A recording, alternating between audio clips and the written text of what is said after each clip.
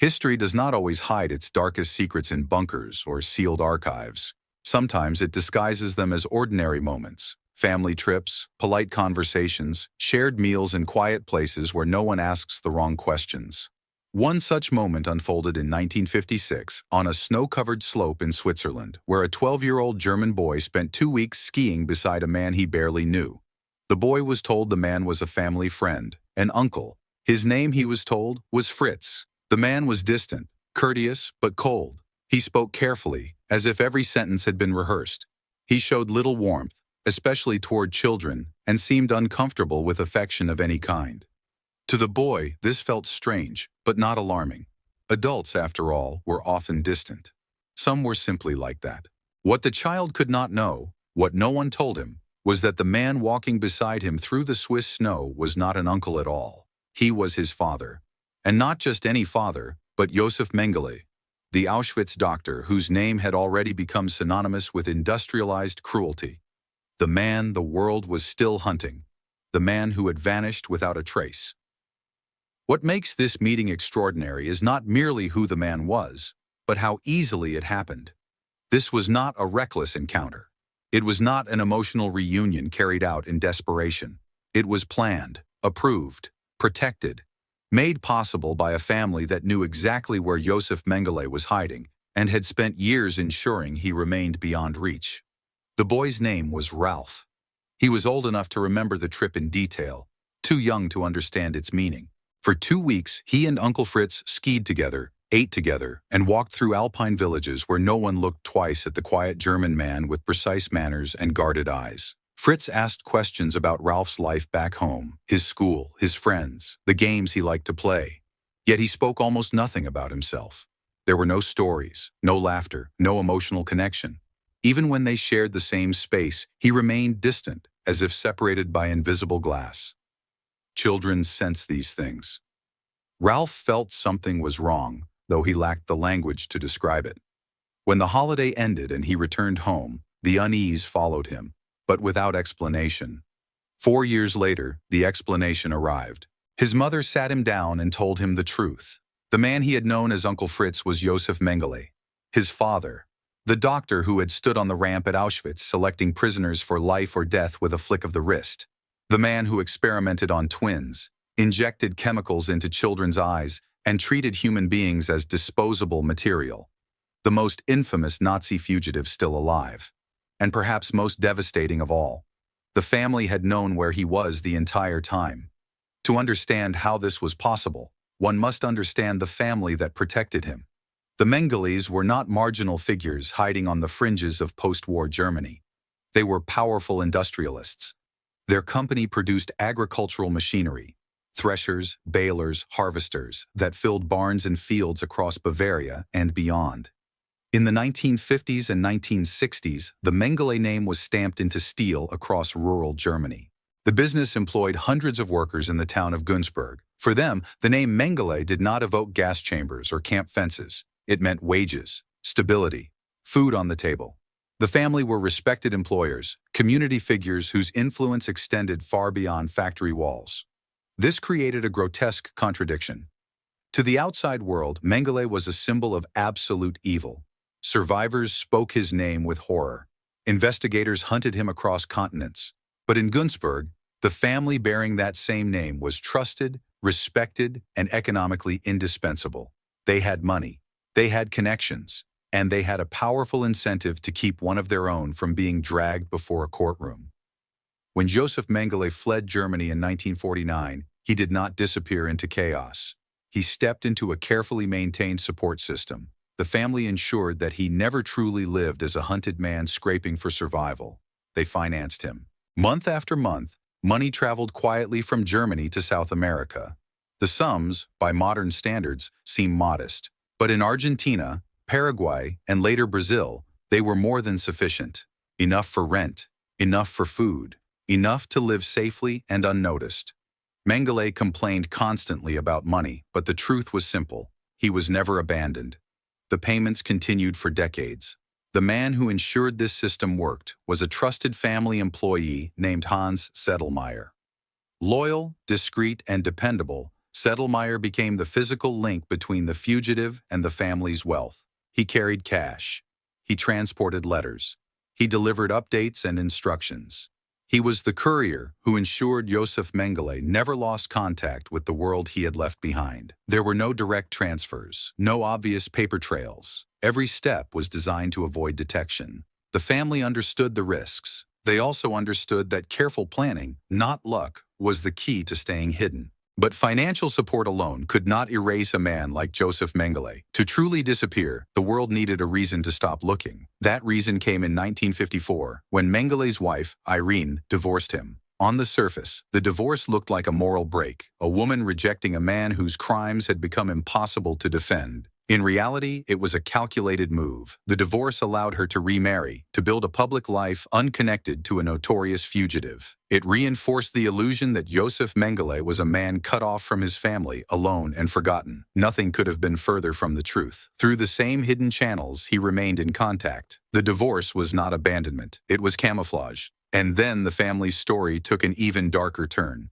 Joseph's brother died young, leaving behind a widow named Martha. Bound to the family through tragedy, obligation, and silence, she would become another quiet thread in the network that protected one of history's most wanted men. This is not merely a story about a fugitive. It is a story about how evil survives, not through fanaticism alone, but through respectability, loyalty, and silence. Through companies that employ towns, through families that choose protection over accountability, through ordinary moments that allow extraordinary crimes to fade into the background. And it all began, not with a courtroom or a manhunt, but with a child skiing beside a stranger he was told to call uncle. In 1958, the story crossed a line that feels almost unreal. Martha traveled to South America to marry Josef Mengele. Pause there for a moment. This was a woman who had married into the Mengele family, lost her husband, and then crossed an ocean to wed her dead husband's brother, a fugitive war criminal living under a false identity. It sounds less like modern history and more like a relic of medieval dynasties, where bloodlines mattered more than morality and marriages were tools of survival rather than love. But this, too, served a purpose. Martha gave Josef something he had not had in years: companionship, someone to share the long isolation of exile, someone tied to him by family bonds that existed long before Auschwitz, before uniforms, before smoke rising over camps. Together, they lived in Argentina for years, maintaining a grotesque imitation of domestic life, quiet, hidden, and built on denial. Eventually, Martha returned to Europe, settling in Italy, where she would remain until her death. What drove her remains unclear: love, duty, fear, or some distorted sense of obligation. Whatever the reason, her presence proved how far the family was willing to go. Blood, in their world, outweighed everything else. Back in Germany, Ralph Mengele was growing up under the weight of a secret no child should ever be forced to carry. At 16, he learned the truth. Uncle Fritz was not a family friend. His father was alive. His father was Josef Mengele, and his entire family had conspired to protect him. Ralph responded the only way he knew how: by pulling away. He studied law, perhaps searching for a version of justice that had been denied to millions. He changed his surname, taking his wife's name, determined that his own children would never inherit the burden of that bloodline. Outwardly, he built a life that rejected everything his father stood for. Yet one question refused to fade. Not the crimes. Those were documented, testified to, preserved in history. But the man himself, the human being capable of committing them. What did he think of what he had done? Did regret exist anywhere inside him? In 1977, Ralph made a decision that would haunt him for the rest of his life. He would go to Brazil. He would confront his father face to face. He arrived to find a 67-year-old man living under the name Wolfgang Gerhard, an identity borrowed from an Austrian Nazi sympathizer who had died years earlier and left Josef his papers. By then, Mengele was bitter, isolated, and deeply paranoid.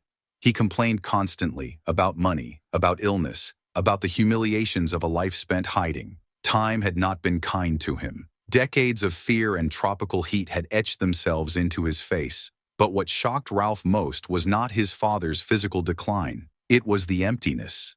Josef Mengele insisted he had never harmed anyone. He claimed he had merely followed orders, merely done his duty as a physician and a scientist. He expressed no guilt for the selections, the experiments, the children who died under his supervision.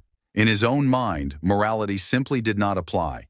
Opportunity had been given, and he had taken it. Ralph challenged him. He demanded acknowledgement, some recognition of the horror. None came. Not because Josef refused to confess, but because he genuinely felt nothing. Ralph returned to Germany with his answer. The man described by survivors was real. A human being capable of erasing atrocity so completely that it ceased to exist in his own memory. And still, Ralph kept the secret. He did not reveal his father's location. The family code of silence held. 2 years later, on February 7, 1979, Josef Mengele went swimming at Bertioga Beach near São Paulo. He was 67, in poor health, and the sea was rougher than he expected. Somewhere among the waves, he suffered a stroke. He drowned before help could reach him. He was buried under the name Wolfgang Gerhard. No announcement, no notification. The family that had protected him for 3 decades absorbed the news and said nothing. And so the world continued hunting a dead man. For 6 more years, intelligence agencies chased rumors and false sightings. Mengele was reported in Paraguay, Argentina, and remote corners of South America, where fugitives were said to hide. None of it was real. He had been in the ground since 1979. The family watched the manhunt continue and remained silent. Perhaps they were still protecting him, or perhaps they were protecting themselves from the questions that would follow.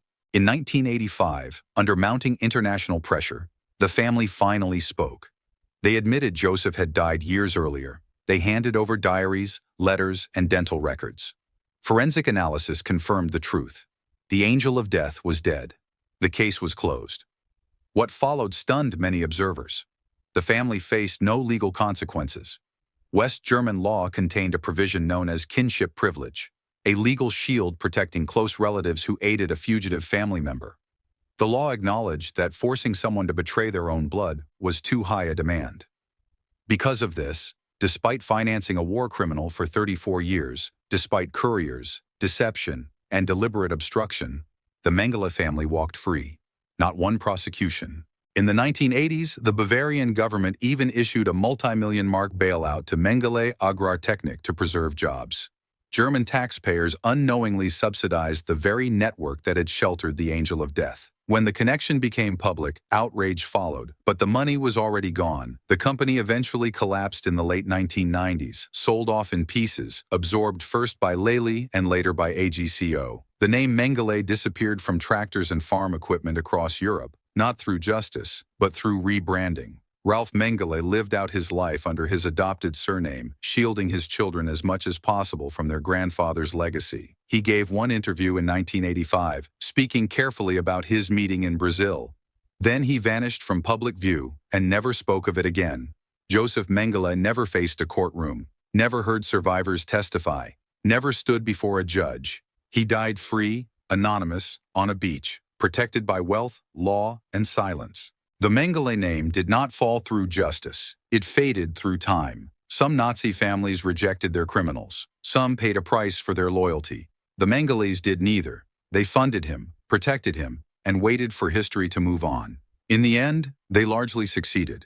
Justice was not defeated by escape, but by family.